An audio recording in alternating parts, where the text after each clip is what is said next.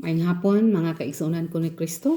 Ani ana usab kita karon sa sumari sa ato ang pito ka sakramento nga atong gihatag sa mga miaging mga adlaw. Ang sakramento nga usa ka balaang timailhan ug gina-administer ni sa atong mga ordained priest. Ang sakramento gibahin kini sa katulo. Una, ang Sacrament of Initiation, nga naa diha nabilong ang baptism, nga pundasyon nato sa atong kinabuhi, nga timaan nga kita anak na sa Dios ug naa natay katungod sa gingharian sa langit, ug mamahimo na kitang mahisama ni Kristo. Ug ang ikaduha, mao ang Holy Eucharist, nga kung binunyagan ta diha sa simbahang Katoliko, mupadayon ta dili lang kay kutob lang ta nga mudawat sa bunyag. So bilang membro o pamilya o bilang membro sa simbahang Katoliko, mudawat ta matag Domingo sa Santos nga lawas ni Hesukristo. Kay kini mao iyang gisaad nga kini maong akong tinapay nga tinapay sa kinabuhi nga walay katapusan. So ang mukaon sa akong lawas ug inom sa akong dugo makabaton sa kinabuhing walay katapusan. Ug makahatag kini kanatog kalig-on, channel of all grace.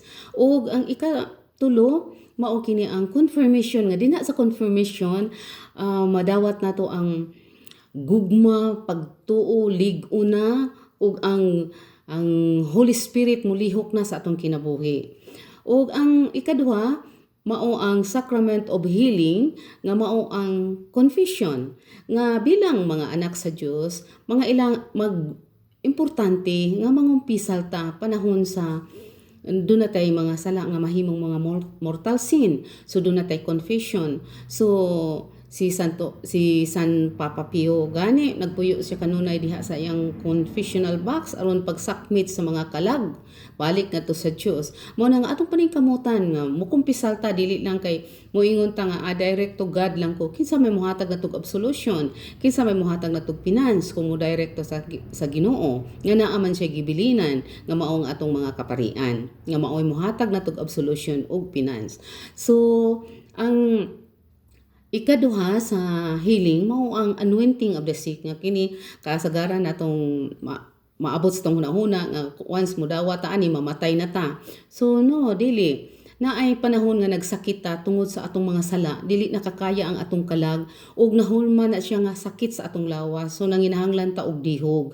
Mo na nga mutawag tagpari para sa dihog dili lang kay sa himatyo na sa ako nang giingon kun dili kanang makasulti pa makakumpisal pa makadawat pa siya sa lawas ug dugo ni Kristo kay pabaon na niya og ang anointing of the sick nga ready siyang moatubang sa Ginoo, ready siya kay nakadawat siya sa tulo ka sakramento.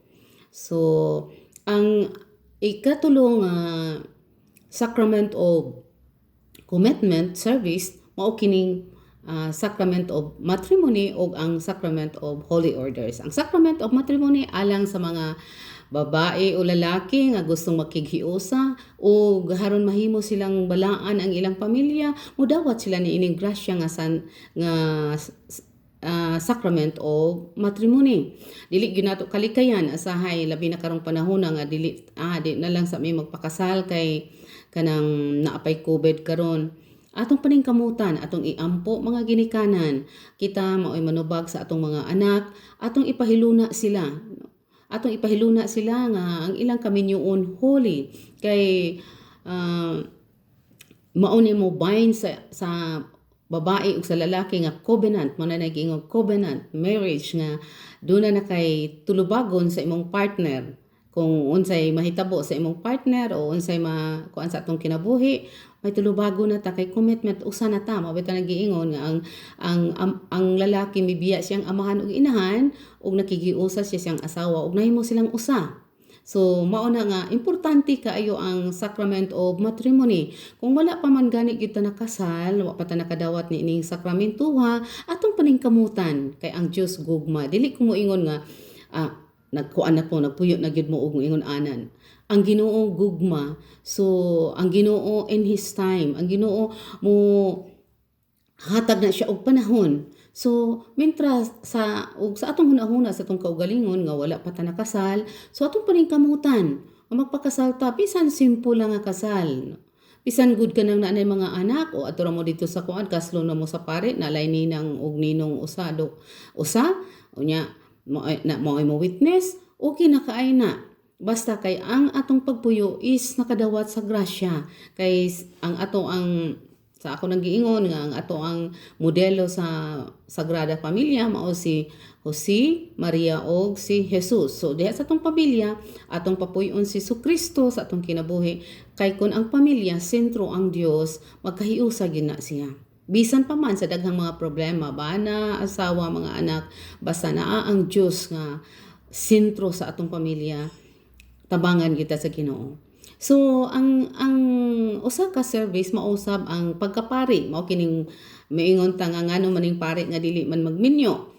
Na sa Biblia atong mabasa nga dunay mga tawo nga dili magpabilin nga dili magminyo kay gipanag-iya nang daan sa katawhan. So ang mga kaparian nato gipanag-iya na sa atong katawhan. So atong iampo ang atong mga kaparian kay sila mo administer dinha sa mga buluhaton nato dinha sa simbahan.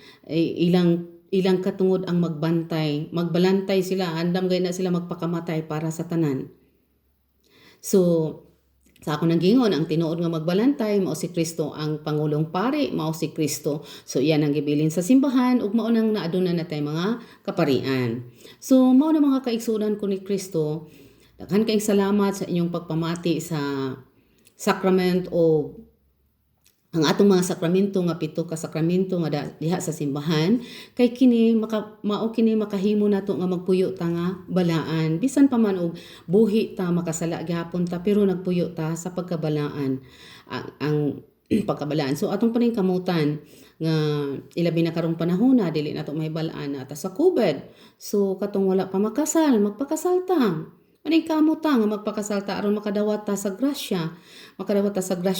O ilabi na gyud nga ang atong mga pag-ampo di sa atong pamilya. No? Atong mga pag-ampo, atong lig-unon, ang atong pag-rosary, ang atong pag-divine mercy chaplet, ang atong pag-ampo kay wala gyud lain. Wa gyud laing mo protekta nato ang Dios lang. So atong iampo magdungan tag-ampo tanan tibuok kalibutan magampo ta tanan kining COVID mas stop na ang Ginoo. Mamati na siya sa atoa. Pero nag-ingon ang Dios lakaw ni Job pagpakitabang pag-ampo kay balaan si Job. So magpakabalaan ta mo. Maningkamot ta nga magpuyo ta nga balaan nga nakadawat sa mga grasya diha sa simbahan nga gibili ni Kristo alang kanatong tanan nga aron kitang tanan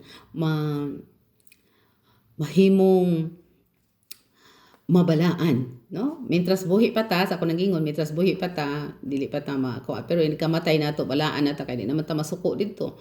Di na, wa na tanan, di na ta gutomon, di na ta magsipang pangitag pangwarta, wala na, malipayo na ta dito. So, ang atong paningkabutan karon kay di magyud na to, na malilong, nga kitang tanan, do na magyud tay kamatayon, mubalik magyud sa Ginoo nga mangandam ta katong wala pa makasal magpakasal ta no bisan simple lang mo adto lang mo sa pare no magpakasal katong mga wala pa nakakumpisal mo kumpisal ta katong wala pa nato na bunyagan atong pabunyagan katong wala pa nakumpirmahan kay pero sa karon nga panahon na ana jud ang confirmation no? Kay ang mga katikes nagatudlo na gyud kaayo sa diha sa simba sa eskwelahan nya ang katong mga mao na atong paningkamutan nato nga diha sa sakramento nga atong nadawat nga atong gamiton atong gi-offer na ni sa Ginoo sa ato alang sa kaluwasan aron makaangkon ta sa kaluwasan ug daghan kayong salamat mga kaigsuonan ko ni Kristo ug ayaw kamo kalimot ha keep safe sa COVID karon kitang tanan ug ingon man usab ayaw mo kalimot sa pag-subscribe, like, share and comments kay mo akong mong tubagon sa comments no. So daghan kaayong salamat og sa sunod nato nga pagahimuon nag-andam nako sa Immaculate Conception. So atong paningkamutan nga makapadayon ta sa pagpamati bisan pa man sa gamay lang nako nga kaalam akong i-share diha sa inyo ha para nga makahibalo ta at least na ibalaan nato og gusto mo adto gyud tag pare kay ang pare gyud mao gyud maugi mo muhatag anang kanang kaalam ang pare.